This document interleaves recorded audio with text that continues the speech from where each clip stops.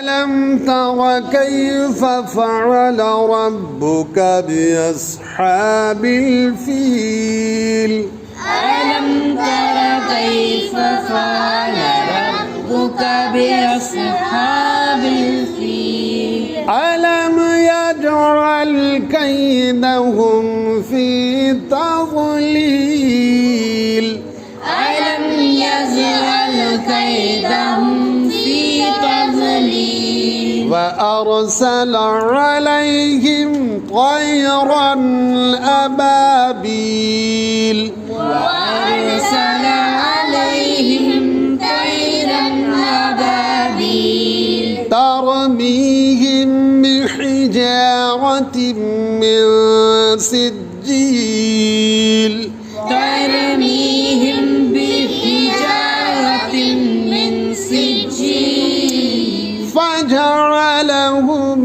كعصف مأكول فجعلهم كعصف مأكول. صدق الله العظيم. صدق الله